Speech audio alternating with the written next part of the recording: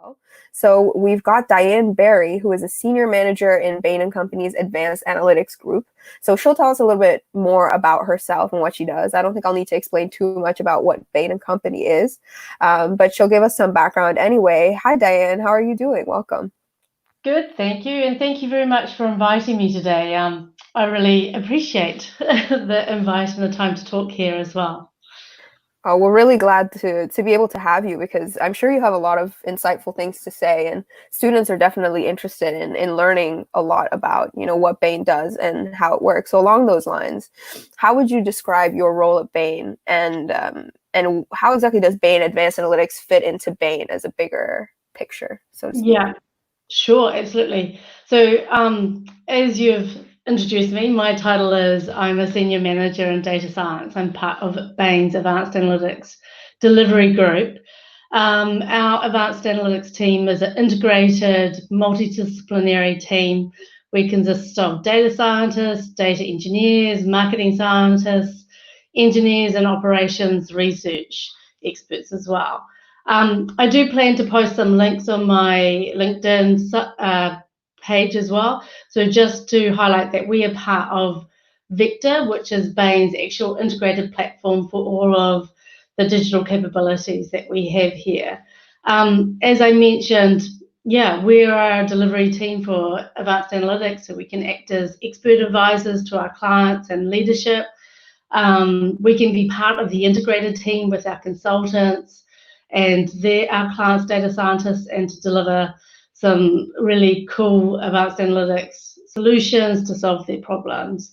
So some sort of use cases that I've personally been involved in at Bain on financial services have been building out recommendation engines for insurance companies so they are able to really meet their clients' needs, because often with insurance companies, they really care about actually meeting their clients' needs, just not offering another product as such.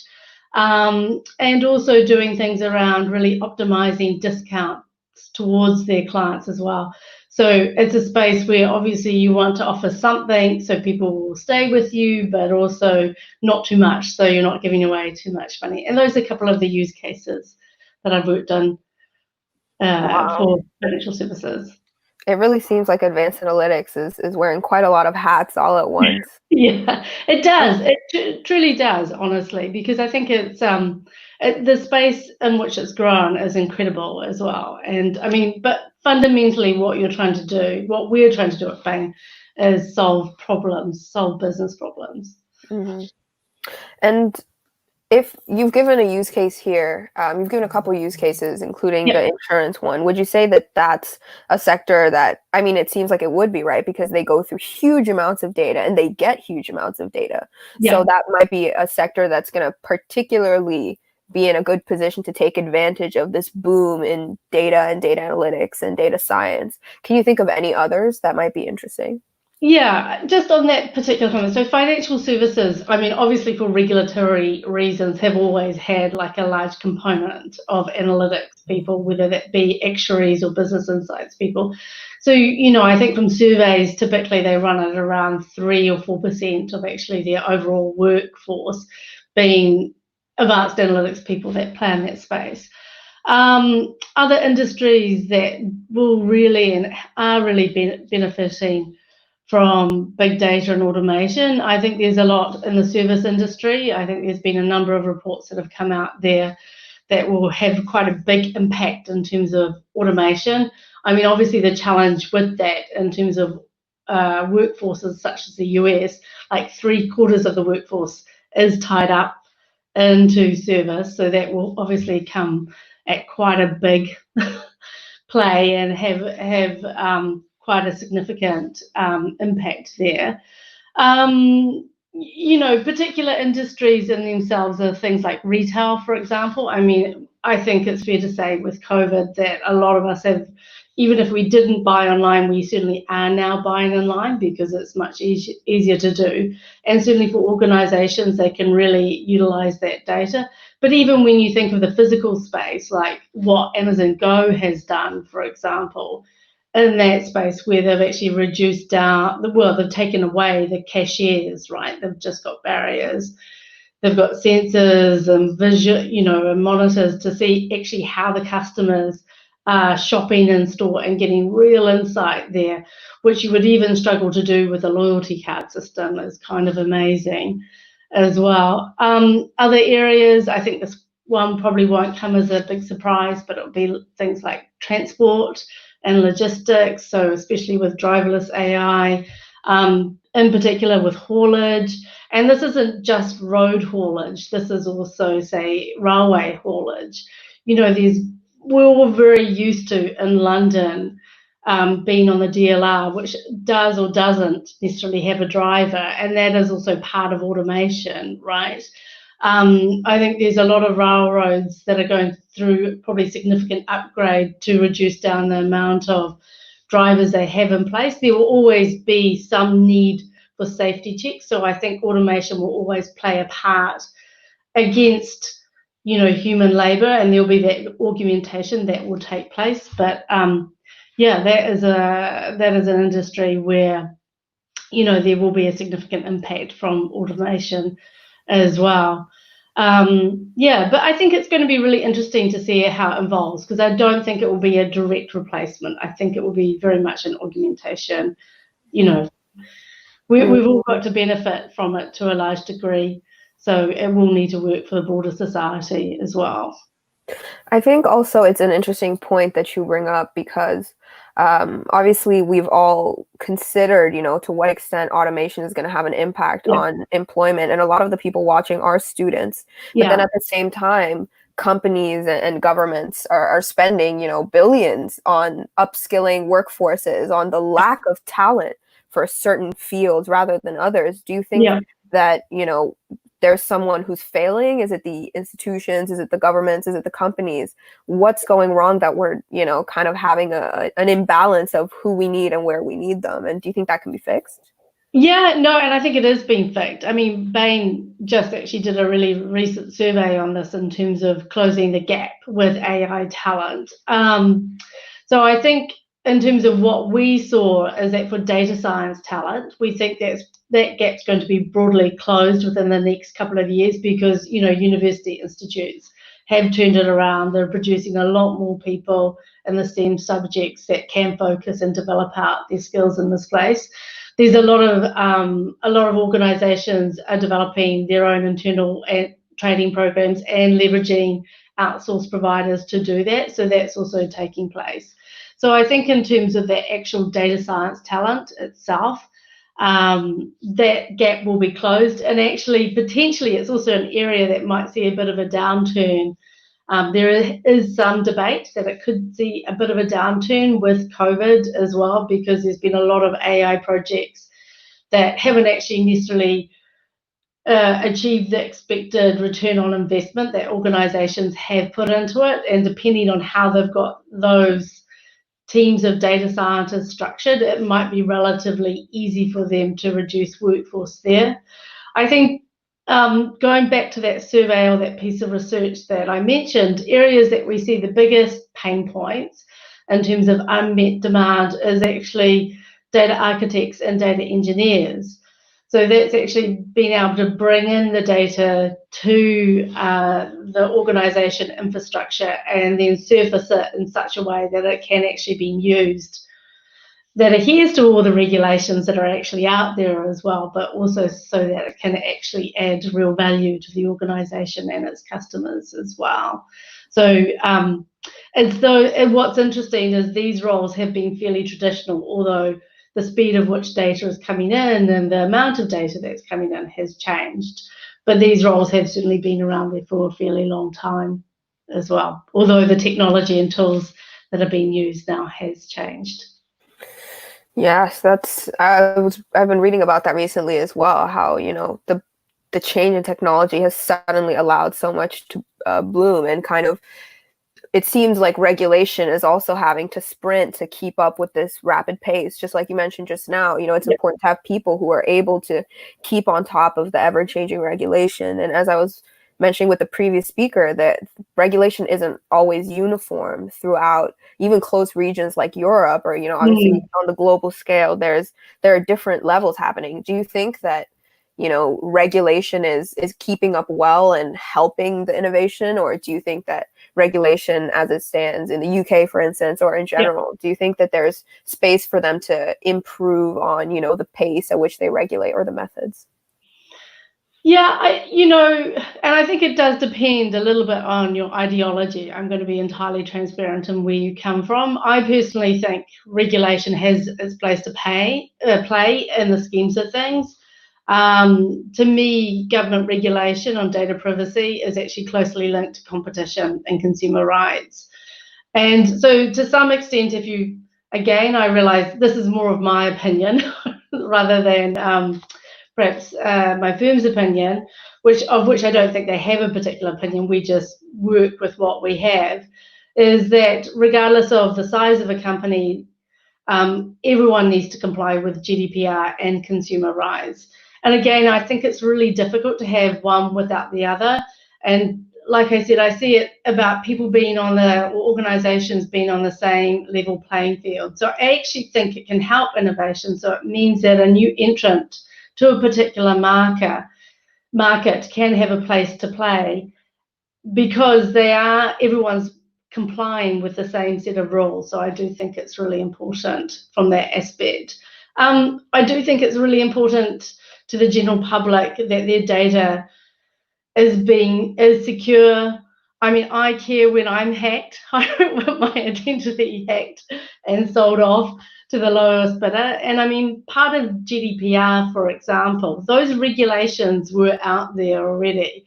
What GDPR did to a large extent is actually make it sufficiently punitive enough for organizations to actually now really care about the fact that they do need to enforce security and they do need to enforce privacy, because honestly, without there being a sufficient motivation, there is so much demand on organizations' investments. You need to make it higher on the priority list to ensure that it is actually taking place and people are following the rules and regulations.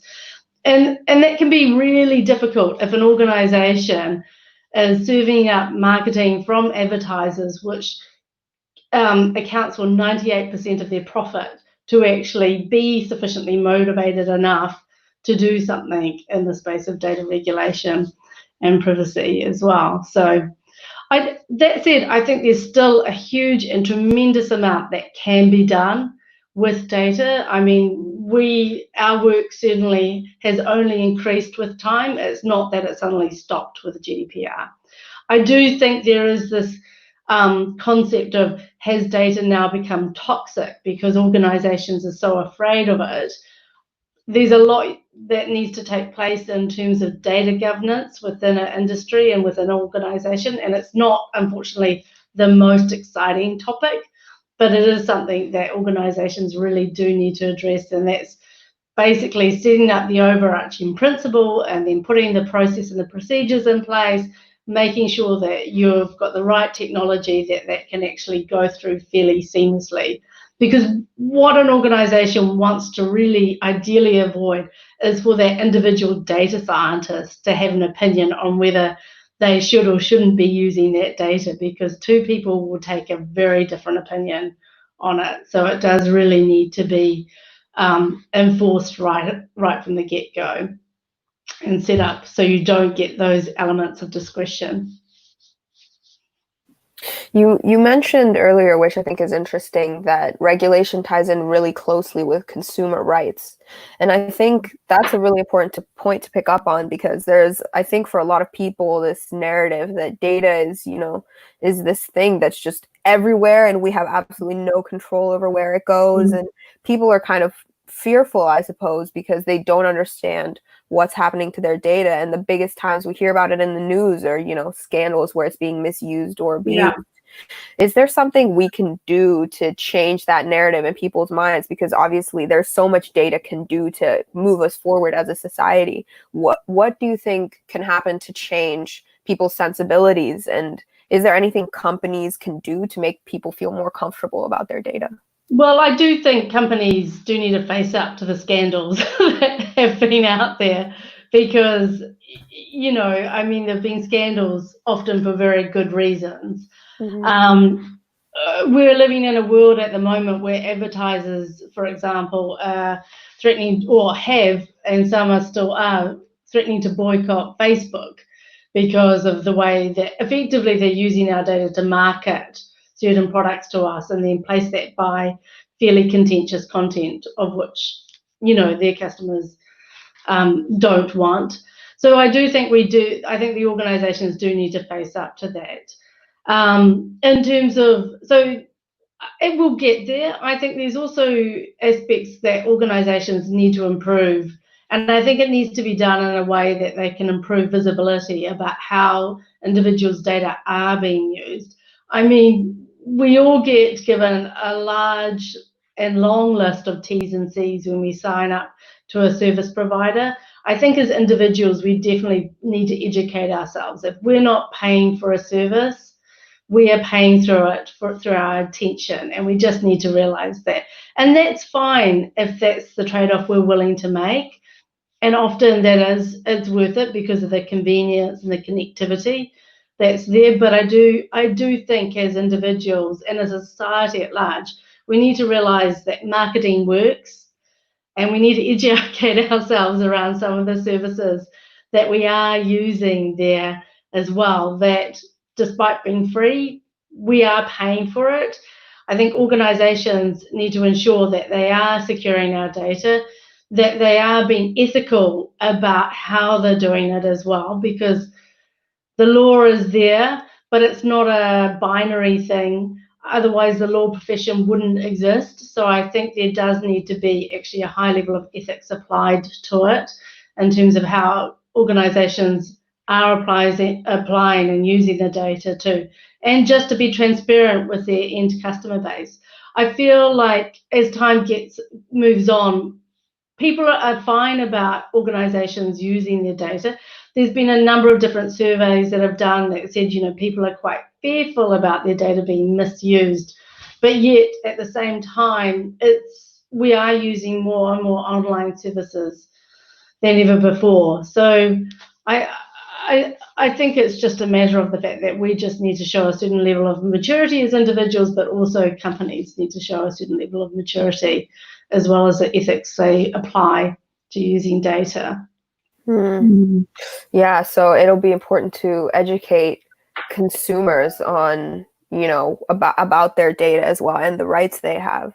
And you mentioned earlier as well that actually there are companies that are fearful of data, and this would also come to, I guess we were talking about GDPR earlier, and there were many companies in the UK as well as just in general who struggled to actually, adapt and apply this by the deadline. It had to be pushed, right? And I imagine that at a company like Bain, you would get the chance to see a lot of, the industry standard and how companies might be struggling with this. Do you think do a lot of companies come, or are there a lot of use cases where actually companies aren't wondering about how best to apply data, but they're just seeking to understand it at all? Or is that a thing? Do you feel the industries are ready?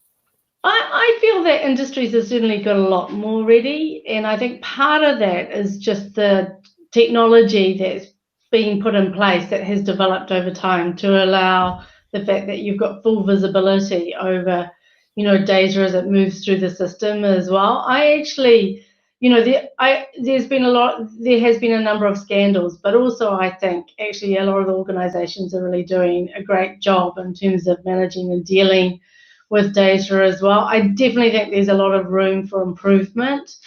And as long as they've got the right data governance set up and they've got the right working style to deal with that, and typically nowadays when you're working with data, companies tend to opt for an agile way of working, so you've got a real multidisciplinary team there.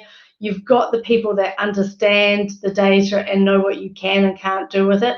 So if you are really producing quite an innovative product, that can really help that process and make it fast as well.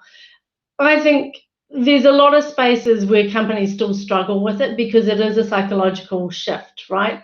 I think what we're going to see perhaps in the next 10, 20 years is this real psychological shift for organizations to move to a data-driven approach, to really take on board the data and the insights that are actually out there today and really embed that into their process. But I think it is addressed. I think it has to be addressed. I mean, organizations are realizing that often the innovators in that space are really taking advantage of that. So it is happening, and it is going to keep on happening as well. Yeah, it's very much, it seems like a wave that either you know, go with it or you get caught up in it. And earlier I asked, what are the sectors that are really well positioned to take advantage of this? But I guess on the flip side, it would also be interesting to hear, are there any sectors that you feel are actually getting caught up in the wave and are kind of lagging behind slightly? Well, so I would say it's not necessarily that. I mean, so there's a lagging behind because they don't necessarily face the market demand or the competition to do so. I mean, when I sat back and thought of this and did a little bit of research, so one industry that came up was around energy generators, so the electrical, say, power generators, for example. And I certainly know from our own experience when working with, say, energy generators, so this could be a hydroelectrical plant, for example, because of the diversity of the different technologies and machinery that they've got in place and the age of the machinery, because bearing in mind, to create something like a hydro plant, it's like a long project. It takes many years to realize. You're not just going to replace a particular piece of equipment because it might be a few years old. They're often there for many years.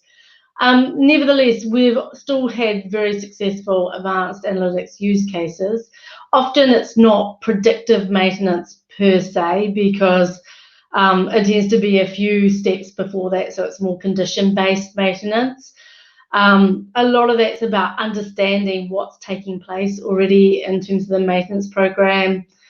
It's about speed to insights more often than not, and that could be using things like natural language processing to look at maintenance logs to understand what topics are typically coming up and what can be improved in that process.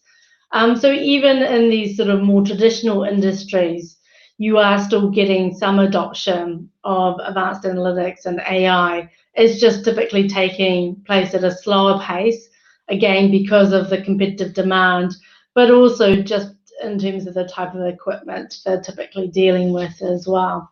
And then the use cases tend to be a little bit more one-off. It will change over time, but for now, that is what we have seen. Someone here has asked a question that I think is quite interesting, and I'll be interested to hear your thoughts about it. But they've asked about the issue of bias when it comes to creating models to process a lot of data. How do you deal with biases that either come naturally out of a machine, kind of just understanding already existing inequalities, or versus, you know, bias that might come in from the perspective of the person who created the model? Is there a way to address that?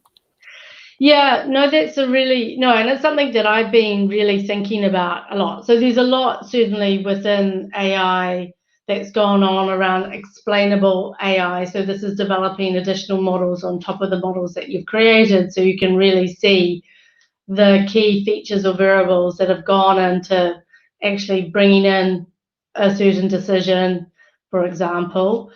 There's a lot of work that's gone on, but I think there's also a fundamental question about what if that training data set actually had a bunch of decisions behind it that were fundamentally biased. So it doesn't matter if you take out really obvious variables such as gender, ethnicity, income, where someone lives, for example. They are all broadly proxies to that inherent bias that might have made that initial decision, essentially. So one way that I think companies can really resolve this is obviously really bring in ethical viewpoints about whether that is true or not. So really be honest with themselves about that place. But I think the other way is through test and learning as well. Like, you are not just tied to the data set you've collected. You can also do a lot of innovation about actually building out data sets and testing new different ways that you're offering products, for example, or making decisions, and collect feedback that way, so you can really generate additional insight and data from that won't be affected by past bias as well. But it's a huge area for AI because so much of it depends on historical data in terms of training. So, and it's only going to become more and more important as well. Yeah, and I would say, especially in light of UCL's legacy around the statistics department, of which I am alumni too. Are you really? Oh, I'm maths. So close, but so far. I suppose actually that's a really great segue. So since a lot of the people watching are going to be students and they're going to be, starting their careers soon, do you think there's any advice you might want to give them about, do they want to go into something like analytics within Bain, or do they want to go into a startup, or do you have any advice or thoughts that you might want to share to young people? No, well, I think Bain is an awesome company. I've been with Bain now since 2014, and I think the things that really interested me and attracted me to Bain was the variety of use cases and the industries that we would work across. I think also because we are a management consultancy company, we're really focused on adding value. Like, we're not just doing something for the sake of doing it. We've got a very high reach in terms of the senior executives that we work with. So, the value that we can really bring to organizations is incredible. And we also really get that high stakeholder engagement as well. I think the trade-off with the startup, and I'm going to be entirely honest, I come from New Zealand. I did my undergrad in New Zealand, and I worked for, initially actually I worked in software engineering, and I worked for a bespoke software house there. One benefit of startups is that you do get to go across many different fields. Like, you could do a bit of data engineering, you could do a bit of data science, you could do DevOps. In a startup environment, there is just a necessity to some extent to be the jack of all trades, just because, there's not necessarily the other people there to do that. So you do get across the whole board. It depends. I think it depends on what you're interested in. If there's an industry that you have a particular passion about. I'm a person that went back to university. So as I mentioned, I worked for a number of years in software engineering, and then I actually went back to university. So I went back to UCL, where I did my MSc in statistics and then a PhD in statistics while working for UCL.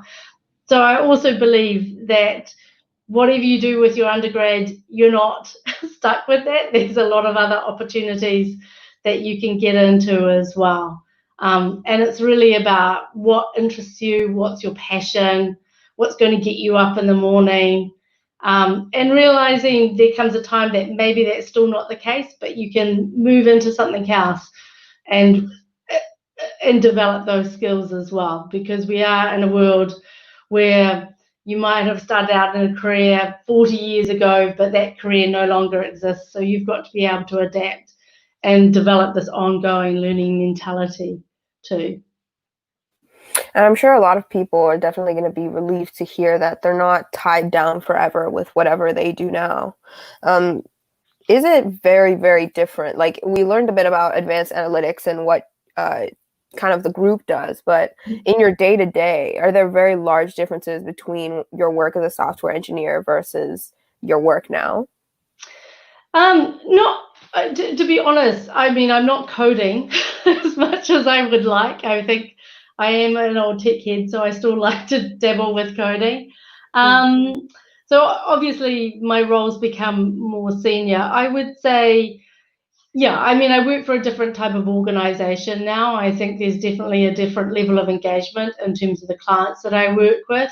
But I definitely think there's a large intersection. And certainly as we're building out analytic solutions that are going to be left behind at the client, whether that's an a minimal viable product or a production system, having that software engineering background really, really helps to understand actually what are the barriers that we need to go through in terms of tech barriers, but also stakeholder barriers to ensure that that product's delivered and works with our clients, even if that is, say, a service as a software solution. So I think, yeah, my former life, there's a large happy intersection in that, which means I get the best parts of both worlds to some degree. And it seems, I'm sorry to pull you over, but No. into some sort of extra time, but I'm kind of curious. Do you think that something like graduate studies in statistics or something like graduate studies um, in data science, which is something Yep. I know a lot of people are interested in, or a lot of our members are currently doing even. Do you Mm-hmm. think that that's more valuable than doing undergrad and going straight into it? Or do you think you bring some experience from undergrad and then now what you're doing, you can still pull from some of the transferable skills? Yeah, that's a really good point. I mean, I would say a lot of organizations are looking for a minimum of a master's in something applied math related, whether that be statistics or data science or physics or computer science with a focus on machine learning.